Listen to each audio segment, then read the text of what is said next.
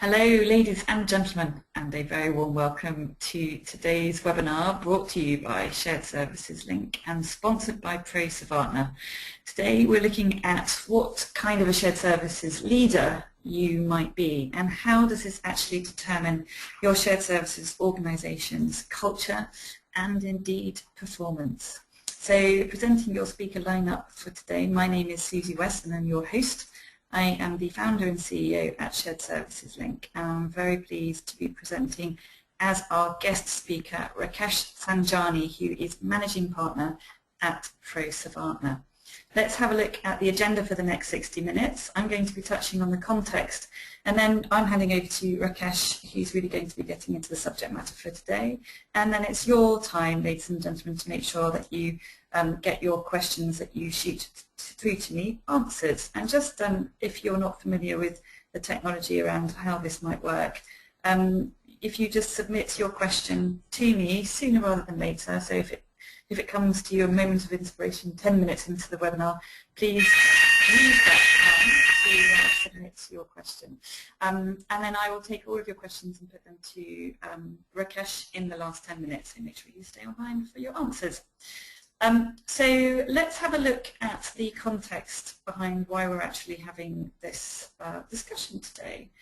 I think many of us are very aware that the culture of a shared service organisation has really been pulled into focus really in the last few years because there has been a switch of focus or perhaps a kind of a rebalancing, and that rebalancing really is looking at the two key imperatives of a shared service organisation, which is that of cost and that of service. And historically we all know there was such a huge focus on cost that really the idea of culture was almost, well, it was secondary to a shared service organisation meeting that particular cost imperative. And now, because the focus has been pulled more towards service excellence and process efficiency, there's much more of a focus on that service aspect, and of course people are 100% fundamental to the service delivery, service excellence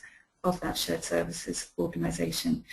And if we start kind of peeling away the layers, we can see that the service excellence comes from this system, if you will, of a belief system within an individual, a belief system within teams, a belief system within an organisation, the attitudes that the individuals have, the attitudes of the team, the attitudes of the management, the attitudes of the organisation. And you can see this all starts having a rippling out effect on behaviours, responses, actions, etc. So my point with this particular kind of slide that we're looking at here is to really focus on one thing that has such a huge impact on culture, and that is leadership. And therein having an impact on the culture, which therein has an impact on the service delivery of a shared services organisation. So really just to provide context for this discussion today. So Rakesh is going to be zeroing in on the subject matter of leadership and what kind of a leader you might be, or what kind of leadership you've got in your shared services organisation, and how being a particular leader type might actually impact the culture. And really having a discussion around all of that. So just before I hand over to Rakesh, I'd just like to launch our first poll. We've got 5 polls today, ladies and gentlemen, so I'm going to make you work a little bit. And of course, just many of you are familiar how the polls work. You respond, please, and then we show the results live. So starting off with, how would you say your shared services organisation is performing today? Terrifically, well, above average, average, or not so well today. So we like to get the response rates up past 70%. We're only at 50, so if you haven't yet responded, please do so.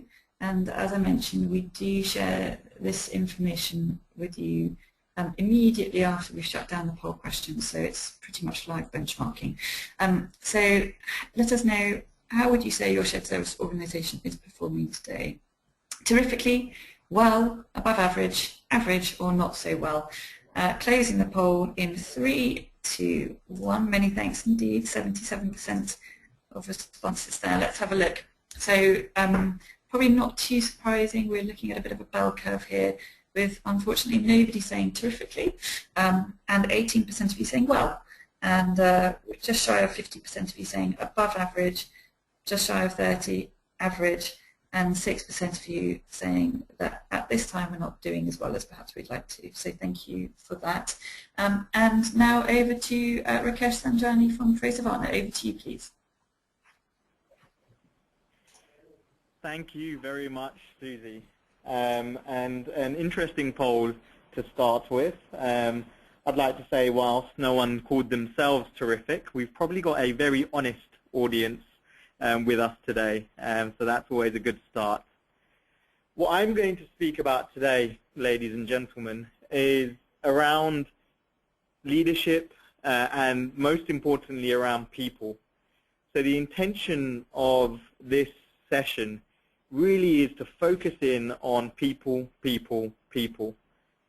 People at the heart of all shared service center organizations, and yet I think historically there's maybe not been enough focus on ensuring that those people are doing the right things in the right roles in the right ways at the right locations. So in today's session we're going to look at people. We're going to focus on leadership because it's the leadership of an organization and of a shared services organization in particular that drives the quality of the people agenda and drives the resultant performance as well. So in general, there's 5 agenda items for today. The first is around the importance of people in shared services and why are people so important in our environment.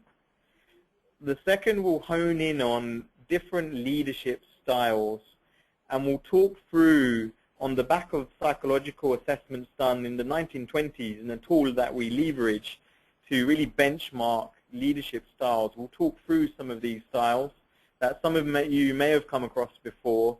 After that section, we'll focus in on what type of shared services leader are you.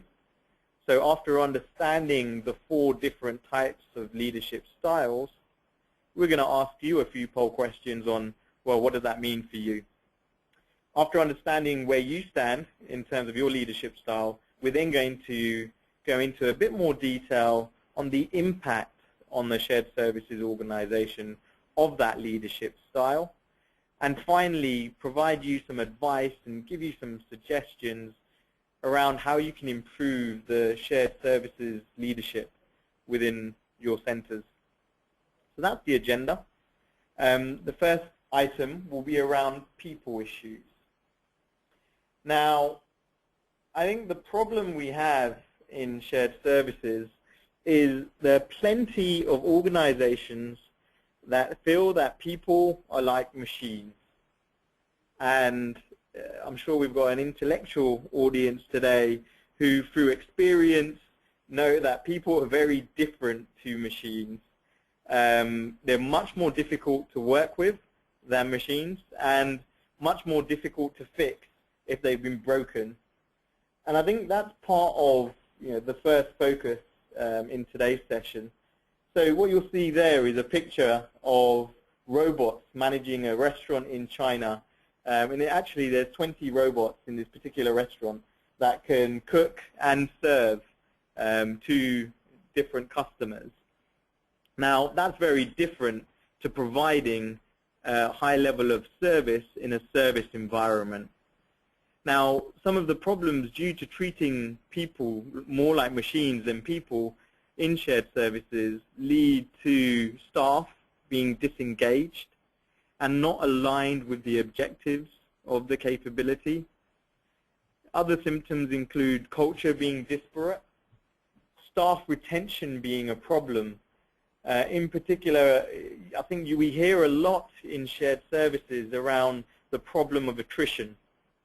And I have a particular view on this.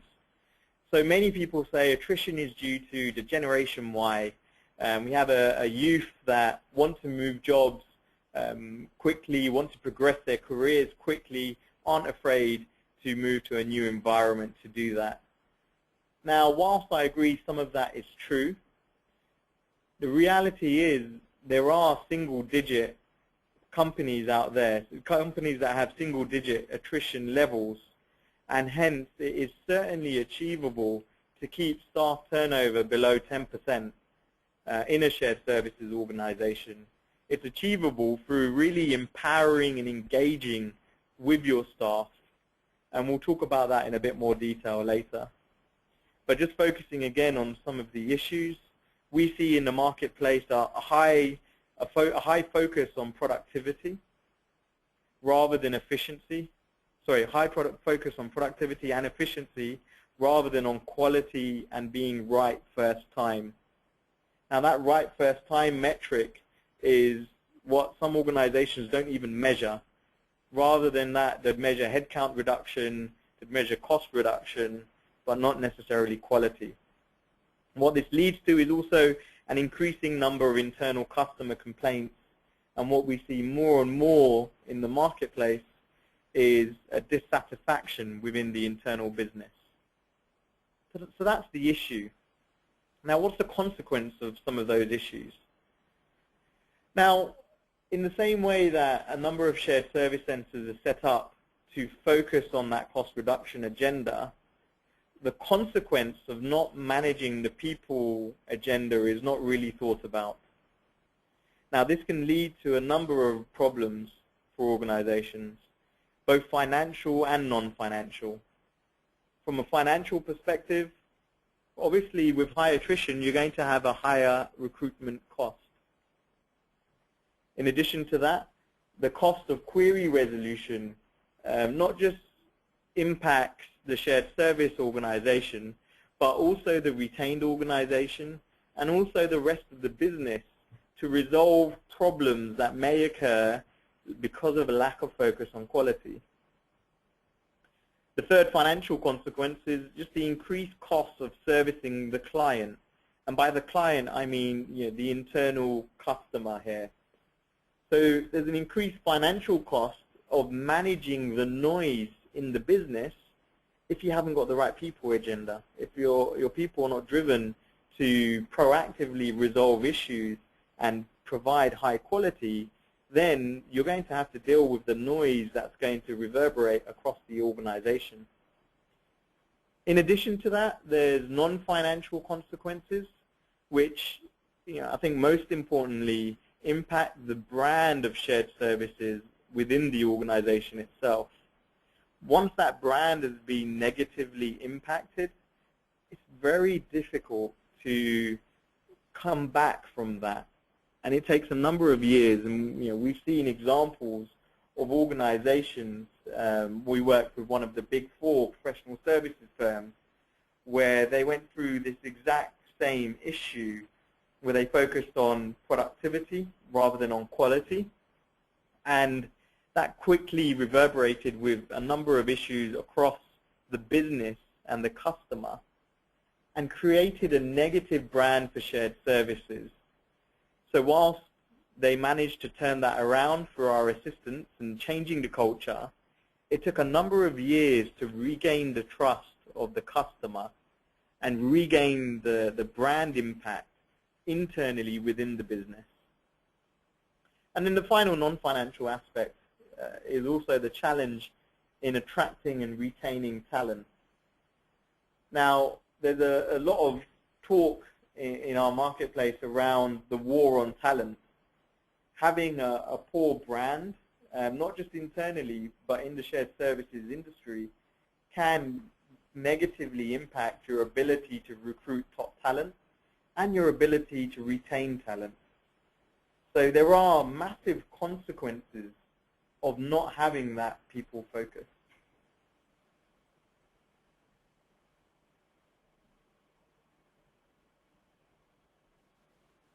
So moving on, if we were to flip that coin and instead of focusing on the consequences, now illustrate to you our point of view of what a high-performance culture looks like, we would discuss 5 key components of that high-performance culture. The first is around having a clear vision, mission, values, and strategy. Now that's very important, because in today's environment, if you're not able to have a vision that actually means something to the people that work in your shared services organization, then gaining that alignment from the Generation Y construct, from the staff that you have within your capability, is going to be very difficult. A great example of this is last week we had a conversation with a UK bank. Now this UK bank had a vision focused on the customer experience, and they were asking why their people within shared services didn't seem to share that same vision. So there was a huge disconnect between the organizational vision of customer experience being the primary objective and improving that customer experience being key for the organization. There was a disconnect between that and the actions of the shared services capability. Now we put that down to the fact that an organizational vision hasn't been made real to people in their day-to-day activity. So what happened in that example, and we've seen it so many times, is that the corporate leadership of an organization has created a message that is the business talking to itself. Our advice there is don't talk to yourself. Make sure that your vision, your mission, your values, and strategy connects with people on a day-to-day basis and is real for people that work in your particular functions and your shared services capabilities. The second item of developing a high-performance culture is around having a balanced leadership team. Now, this is a very important point, and we'll go on to the leadership styles later on in this presentation. But the leadership team, if that has a skew towards a task focus, as I've seen many in shared services having a skew, then the reality is people will hire other people that are similar to themselves. So it quickly evolves and echoes into a structure and a characteristic for the rest of the organization that is more task-focused than people-focused. So it's a real warning for you shared services leaders out there. Think about having the right balance in your leadership team, because that's going to impact your whole organization. And all of a sudden, if you've got a task-focused organization rather than a people-focused organization, and shared services is in itself one large HR operation managing a tremendous number of people, then you're going to have a number of problems focusing on those tasks. The third item of developing a high-performance culture is around metrics. Now, I think we have a real problem with having too many metrics in our industry and a culture of micromanagement. Now, what this drives to is it drives staff to complain about the controlling aspects sometimes in shared services. It tends to stifle innovation, and it also measures activities to the detriment of measuring the outcome achieved. And I think it was Peter Drucker that said, you can only manage what you measure. If you measure those activities, you're then managing activities, rather than if you're measuring the outcome, you're then managing to the outcome. So metrics is an important part of that high-performance culture.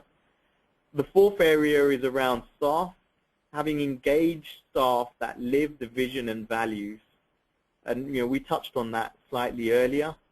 So I'll move quickly on to the final point, which is around having the right people in the right roles across the shared services organizations. And this is not just around their skills and experiences, but this is also around their behaviors and their leadership styles. Which brings us nicely on to really the next section, which is to focus on the leadership profiling approach. So in terms of leadership profiling, we will refer to 4 key profiles that exist based on psychological assessments set up and structured in the 1920s when they were first looked at. The first is a driver who's a straight-talking red, as you see in this matrix. There's the promoter, who's a very open yellow. There's the supporter, who's an accepting green. And the analyzer, who's a reliable blue. We'll focus on each of these now and talk through what this means for shared services. So first of all, the driver. You'll see a wonderful picture of Alex Ferguson there, who's a great example of a driver in terms of his leadership style. So drivers are typically efficient, they're single-minded, and determined. They know exactly what they want. Other examples of drivers include Donald Trump, Alan Sugar, the old Maggie Thatcher. I think another set of great examples. On the downside with these drivers, they can sometimes be seen as critical, they can be seen as insensitive and dictatorial. They are motivated by winning, they do prioritize action and immediate results, but they may fear being seen as vulnerable or being taken advantage of. So that's a driver leadership style. We'll move to the next style now, which is the influencer. The influencer stroke promoter style is a Tony Blair. So promoters are enthusiastic, they're spontaneous, they're creative. On the downside, they can be superficial, they can be undisciplined, and they can be egotistical. Now, Tony Blair is a great example of this. Promoters tend to use their hands a lot when they communicate. They're very handsy. Other good promoters are Bill Clinton, David Beckham, and I think Will Smith come to mind. And I'm sure some of you in the audience will be able to think of a few more promoters in your own network.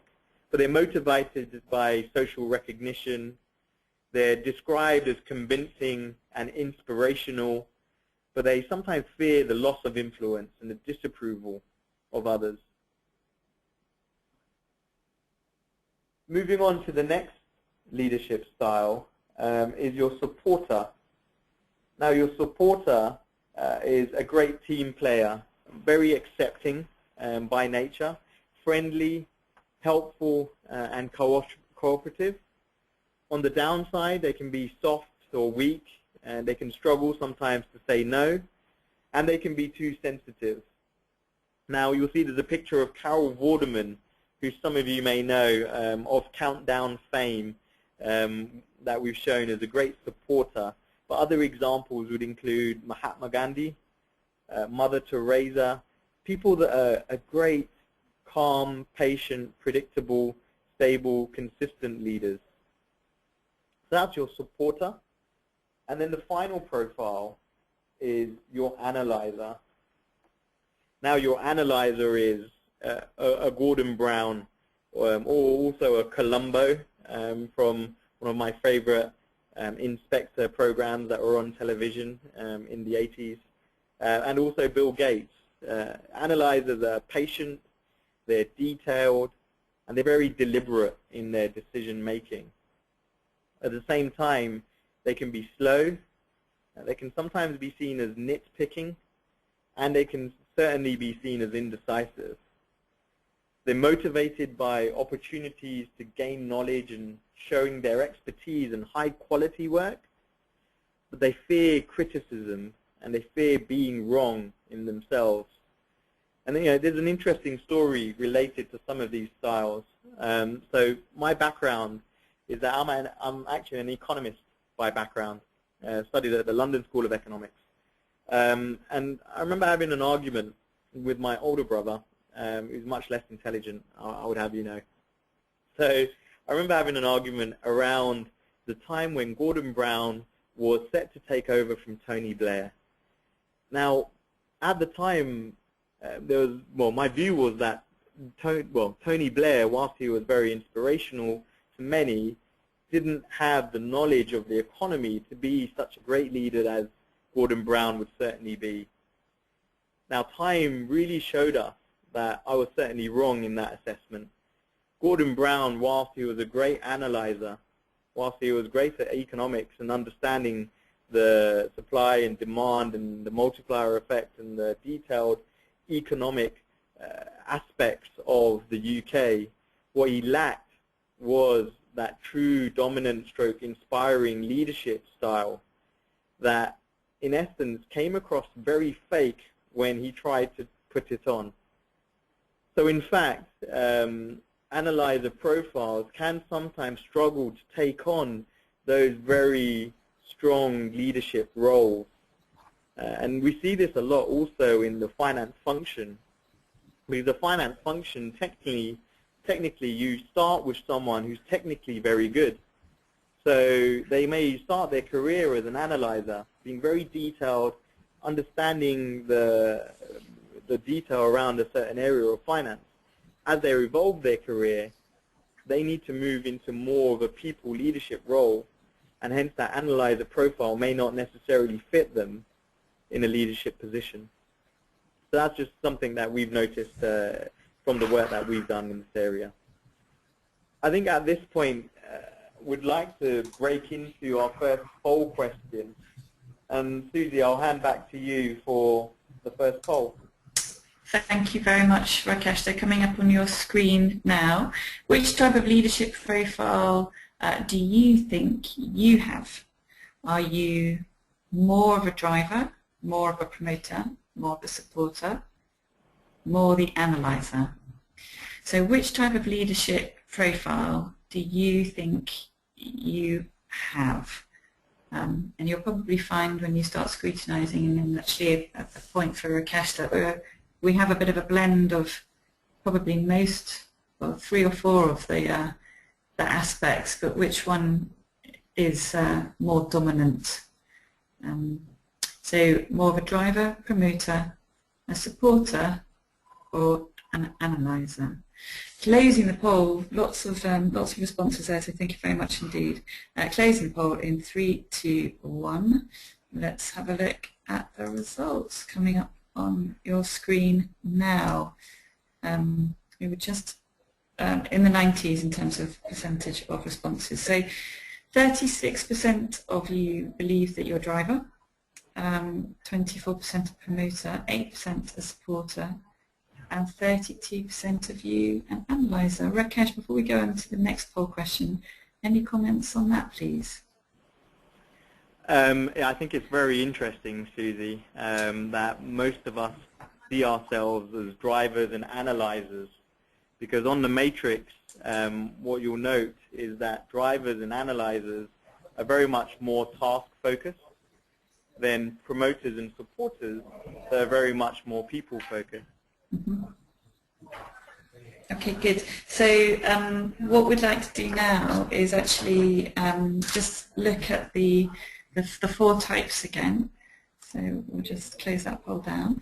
And coming up on your screen now, for a leader in your role, coming up on your screen, what profile do you think you perhaps should have? Again, driver, promoter, supporter, analyzer. And I suppose this is looking in the context as to where you want your shared services organisation to be going in the next 12, 24 months, where your company is looking for your shared services organisation to be going in the next 12 to 24 months. What, for a leader in your situation, in your capability, what profile do you think you should have? To be more of a driver, promoter, supporter, or an analyzer? So if you haven't responded, please do so. Closing the poll in 3, 2, 1. Okay, 84% of you responding there, so thank you. Let's have a look at the results. So it's quite interesting. We've got a clear winner there with 45% of you thinking, believing it to be more of a promoter. And just referring back, actually, just because I captured the stats from the earlier poll, 24% of you said that you were a promoter. So 45% of you believe that it is, in order to be a leader within this context, one should be a promoter, 36% a driver, 14% a supporter, 5% an analyzer. Back to you, please, Rakesh. That's fantastic. Thank you, everyone, for your feedback there. It's very interesting, just relaying some of those figures there. When we asked what type of shared services leader are you, 36% said they were drivers. When we asked what type of shared services leader should you be, 36% of you said drivers. I wonder if it's the same 36% that are drivers who are very certain that they have the right profile.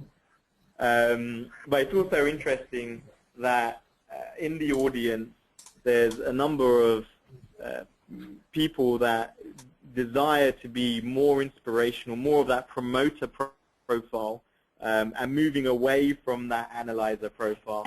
I think that's the fascinating thing, and I see that as one of the challenges.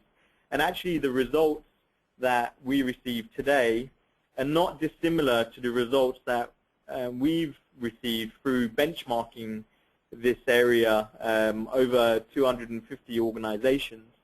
Now, what we found is that most leaders in shared services are in fact drivers, which was similar to the results that we've just had, and then quickly followed by promoters and analyzers being similar in terms of the level of popularity for shared services leaders, and then finally supporters.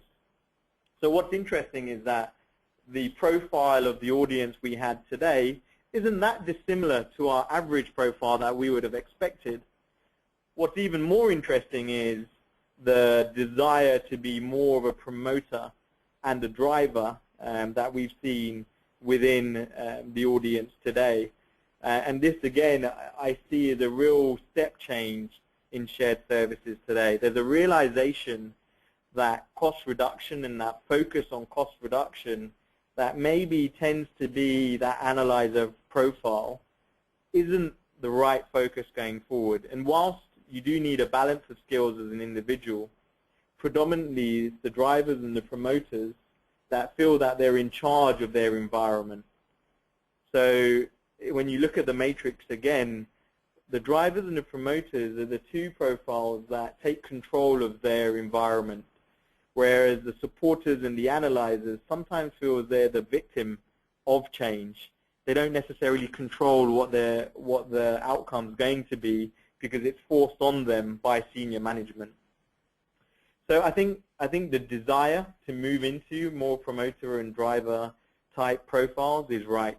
And we'll go into why I feel that's right, just based on the impact of these different styles on the vision and performance, the culture and the brand within SSOs. So let's run through this. So firstly, in terms of the driver, so the driver profile, whilst there are significant advantages, can also have disadvantages. From a vision perspective, there's a tendency to develop either a clear vision focused on one area or no vision at all. Now, a recent example is we had a pharma client who focused on cost reduction as part of their setup for shared services and didn't want to waste time, their words, not mine, didn't want to waste time on a vision. And they just wanted to get started, wanted to get moving, wanted to start reducing costs. So they didn't waste time on a vision. They got started very quickly. They moved very quickly. And finally, they didn't achieve their business case. So they re-looked at this and said, well, why didn't we achieve our business case? We needed to reduce staff more. So they did. They reduced staff. They slashed and they burnt staff, and which led to a recovery and the achievement of their business case. At that point, part of the organization thought great. We thought not so great.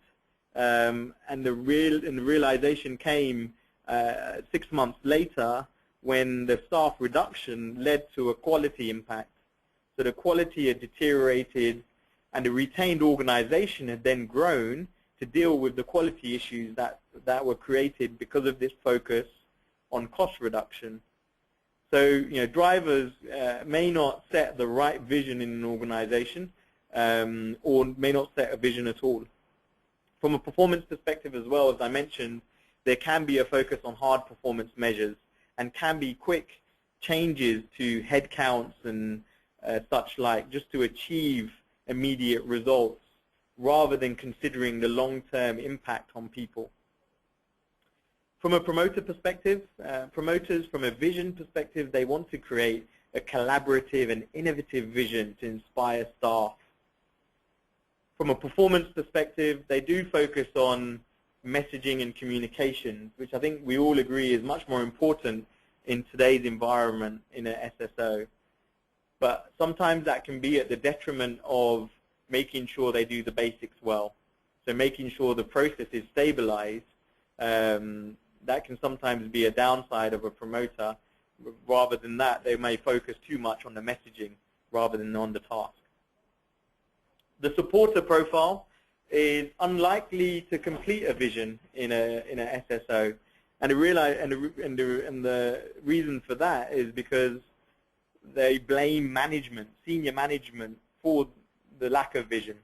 They want to be told a vision. They want the customer to determine the vision, or senior management to determine the vision that they will follow very effectively, rather than taking control and setting it themselves. From a performance level, they're very accepting of performance levels. If there's high performance, they'd accept that.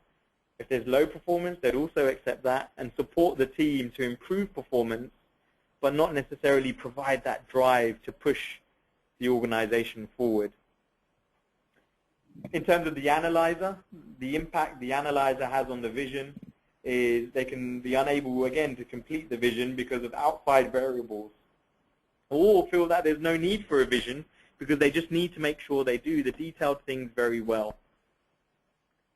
From a performance perspective, again, they can focus on performance through metrics and through controlling information and data, which doesn't necessarily drive the type of performance that the top performing SSOs are looking for. Now, the impact of the style on culture and recruitment is also important. So a driver is likely to create a culture which is fast-moving, which is efficient and task-focused. From a recruitment perspective, they're also likely to build a team that has more and more driver profiles within it. Now, whilst the driver profile might be a good profile for a lead to have, it can be detrimental if the whole organization is full of drivers. And I'm sure if you had a whole football team full of Alex Fergusons, you'd have a big problem. From a promoter perspective, promoters tend to build open cultures with staff being encouraged to communicate feelings and improvements. And they recruit more people orientation within a team that both inspire and support other members of the team. A great example of this is one of our consumer goods clients who invested with us to build a collaborative vision with their staff, with the business, and with all areas of the organization. They also celebrate success whenever there's good news, and they recognize the shortfalls within the leadership team, and they've brought on recently more analyzers and supporters to ensure that they have that balance that they need in a leadership team. So, that was a really good example of using the promoter style to lead effectively. From a supporter perspective, the culture is likely to be collaborative on a positive, but maybe lacks the clear direction that's necessary to move the capability forward. From a recruitment perspective, those supporters are highly effective. They realize that the knowledge and skills are required within the particular area and consider the people versus task profiles that are needed for each of the different roles. And so supporters tend to be great profiles for HR leads. Analyzers can, from a cultural perspective, drive an uncontrolled, disparate culture with the development of mini teams with their own culture and we'll talk through an example of that shortly. But from a recruitment perspective, they also have a tendency to recruit task-orientated people who have a clear aim to deliver results, rather than people-orientated people that can inspire change. Now, with that in mind, we'll move on to a case study of a Japanese manufacturer that we recently worked with. Now, this Japanese manufacturer asked us to benchmark their shared services capability. Now, we did this, and in our benchmarking, we not just look at the technology and the process and the metrics, but we assess the people. So from a people perspective, we ran one-to-one sessions with each of the key leaders, and we understood what their views were of the people issues, and we also understood what their backgrounds were. We further ran group workshops with the lowest level of the organization, with the processors doing the day-to-day activity. And through that, we really got to understand the disconnect between the leadership and the people doing the work. And through our questionnaire approach, we have a tool that assesses the leadership profile. What we found was the leadership profile for this particular organization was very analyzer-led. And the analyzer lead had hired dominant direct reports, which led to a massive issue within that shared services organization. And the issues existed, decisions not being made on a timely basis, if at all, attrition being very high, a lack of clear cycles in terms of performance management, in terms of feedback giving, in terms of making sure people feel inspired and engaged. So our recommendations was to really look at the balance of that leadership team and make some very difficult decisions around some changes.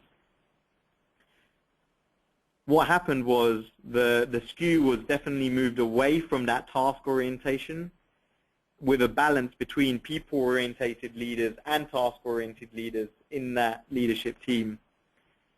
The impact in just 3 months has been a reduction in attrition from 34% down to 14%, and a reduction in the people-related operational issues. So it's had a massive, massive difference for this Japanese manufacturing shared services organization, not only by changing the people involved at the leadership level, but by also changing the culture of the organization. And they're now embarking on a revisioning exercise to make sure they have a clear vision and a clear culture and a clear brand for the rest of the business to believe, and one that they can own and live and be proud of. So that's one great example of how this profiling can help. So what do we think you should do?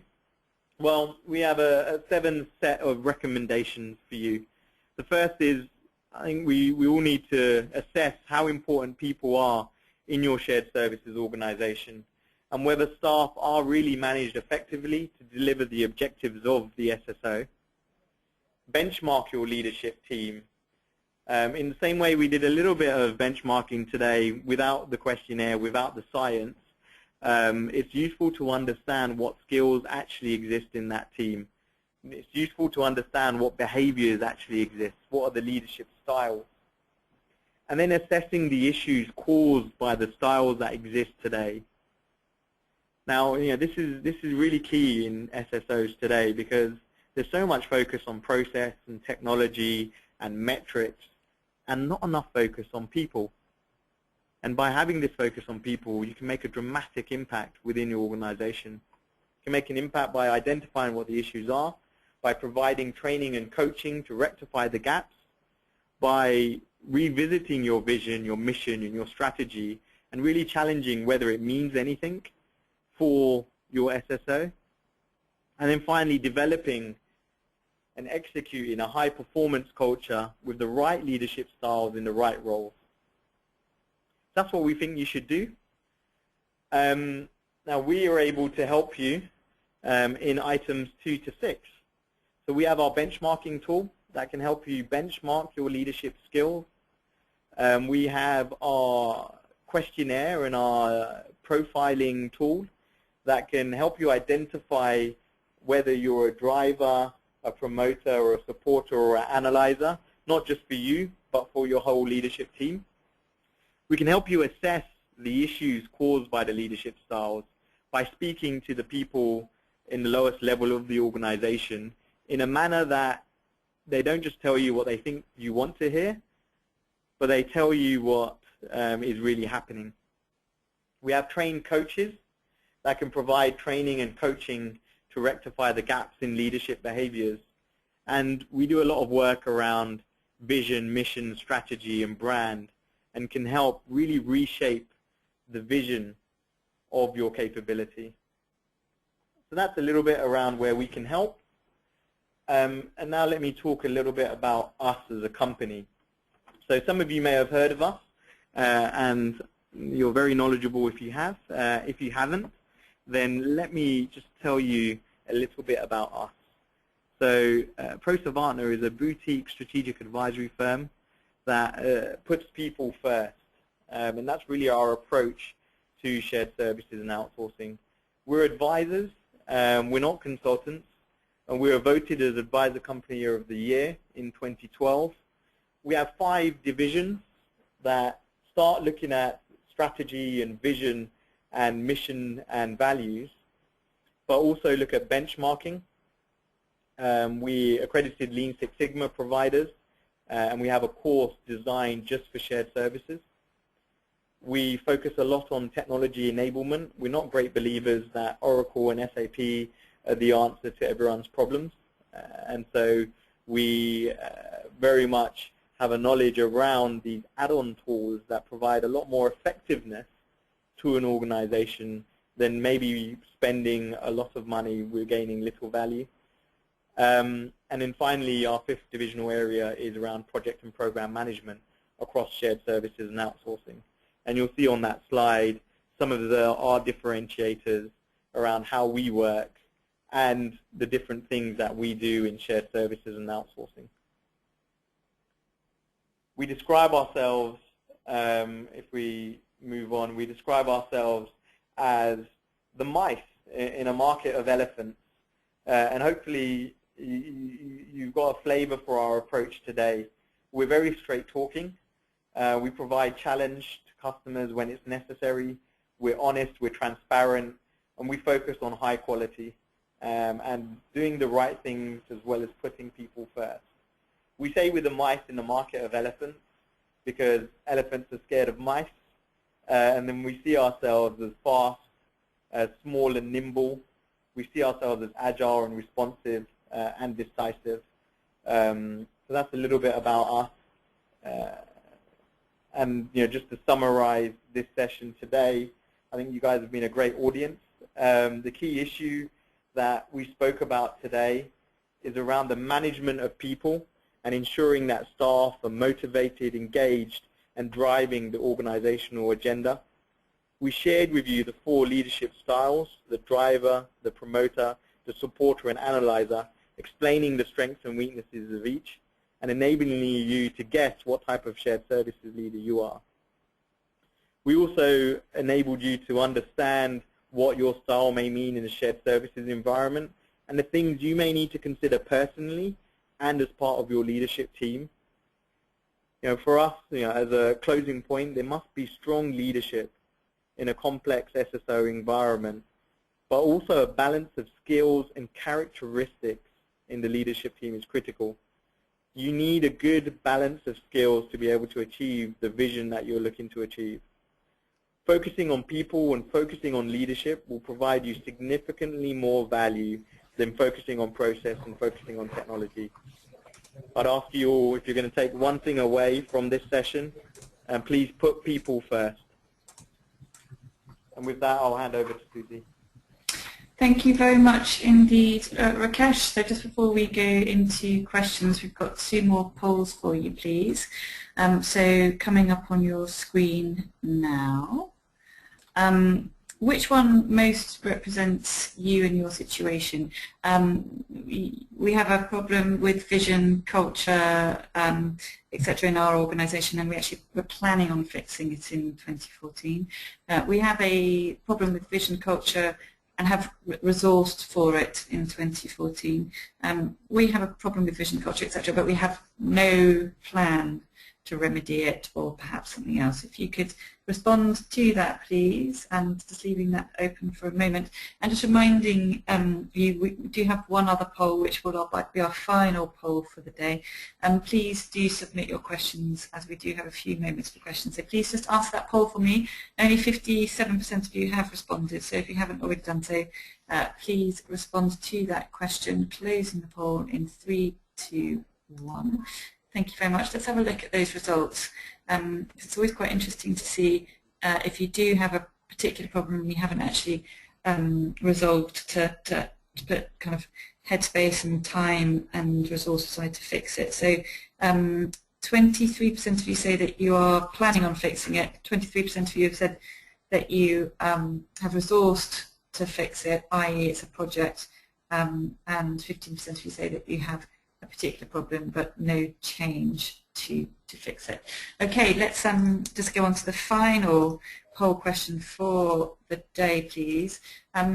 You should have the option to tick as many boxes as possible. What is indeed your focus for the next 12 months? Is it serious benchmarking, continuous improvement programs like Six Sigma, KPI management and build, looking to get the most out of your ERP after your rather large investment into it, I should think, or setting up a shared services organisation, or indeed looking to turn around or transform your shared services organisation to take it through the next huge milestone of growth. So what is your focus? What of the following is your focus for the next 12 months? If you haven't already done so, please do tick the box or boxes most appropriate to you, and let's have a look at the results shortly. Just give you a few more seconds to respond. We're only at 61% of you responding, so please tick the appropriate box. Closing the poll in 3, 2, 1. Let's have a look. Coming up on your screen now. So you can see a bit of a winner there, actually, interestingly. Continuous improvement programs, for example, Six Sigma, was the winner. And at the bottom end was serious benchmarking, and also looking to put time into getting the most out of your ERP. So thank you very much. Now let's move through to questions, please. So a question for you, please, Rakesh, from one viewer. I'm responsible for a shared services organisation with over 2,500 people spread over 300 locations. If possible, could you just give some tips on culture within a decentralized structure? Sure, Susie. Thanks for that. So culture within a decentralized organization, I think you can manage a culture within a decentralized organization. I think that's the first point, because many organizations have a culture and are in fact decentralized. I think the most important thing, first of all, is to have all of those decentralized units having the same objectives, and that comes from establishing a clear vision for that 2,500 person organization. I would suggest doing that with each of the different units involved, because that's a great way to gain the buy-in of each of those decentralized units into that one vision. Now, once you have that vision in place, you really need to ensure that you communicate that effectively, you engage with all of your customers and with staff to ensure that's communicated effectively and drives the culture that you're looking to build within your shared services organization. Now, culture is a really interesting thing, because the reality is that if you feel you don't have a culture, then you're likely to be mistaken, because there is a culture that exists, but that has never been defined. So to actively think about culture is really one step forward, and then setting a clear vision, a clear culture that's desired with the rest of the organization I think is key. And with that in mind, I would also say that it's worthwhile looking at the leadership profiles of the different people in each of the areas to see whether their profiles fit the culture you're trying to develop and where the problems are going to be within that broader unit. Okay, good, thank you. How do you go about presenting all of this as an idea to a leader who is very cynical about taking this kind of approach?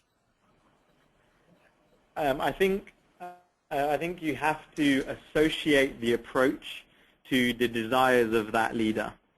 So many of you in the audience today may have leaders that are very focused on cost reduction, as an example, and maybe cynical around people-focused approaches because they don't necessarily see the connection between people and cost. But there's plenty of evidence, and we're happy to share some of that, around that association. If you don't manage the people agenda effectively, there will be a negative cost impact. So I think it can be difficult finding the right messages for a cynical stakeholder, but you really need to interpret the people agenda into their language, into a language they'll understand, into the outcomes that they're looking for. Part of the challenge there might be just really assessing what type of leader they are, and hence assessing the approach that would be best for them. Now, we did this when I used to work in my Accenture days, an example. So if you have a driver profile as your leader, then what you want are short, sharp statements to ensure you get your message across. If you have an analyzer profile as your leader, then you probably want to share with them a lot of detail that evidences what is achievable by focusing more on people, focusing more on leadership styles. That would be my tip. Thank you very much. Last couple of moments, please do post me your final questions for Rakesh. In terms of prioritizing a project like this, because obviously if you're wanting to remedy a particular concern of culture or vision leadership in your organization, it needs to go on some kind of priority list. And how important do you see something like this in comparison, say, to an implementation of an ERP or migration of countries into a shared services organization? I would put this first because I think, for example, if you're implementing your ERP and you have the wrong people in the wrong roles, then it doesn't matter how good your ERP is, it's not going to be implemented effectively. So I'll again reiterate some of the things I said in the presentation. I think it's key to put people first, have the right people in the right roles doing the right things before you embark on such a transformation program, because you're going to feel the pain of having the wrong people in the wrong roles doing the wrong things if you don't do that. Perfect. Thank you very much indeed, Rakesh, and thank you to our audience. If you would like to get in contact with Rakesh directly, his contact details are there. And in the time being, let me remind you, we've got 3 cracking webinars coming up, which absolutely should be in your diaries, ladies and gentlemen. The next one is talking about how to move practically, because there are a lot of unknowns and still a lot of questions being asked, from shared services to true global business services. So do make sure that you join us for that. And also 2 events which really should be in your diary, and if it's not in your diary, it should be in one of the team's diary. The Global Process Owner Summit, The Making of a Hero, that's a 1-day event. That's very, very nearly sold out. We're literally down to our last couple of places on that one. That's in London. And the European Summit for Leaders in Shared Services, that's our annual flagship event. And again, probably down to our last 15 to 20 places on that one, so make sure that you register nice and early. Ladies and gentlemen, it's been a pleasure, and I look forward to welcoming you next time. Goodbye.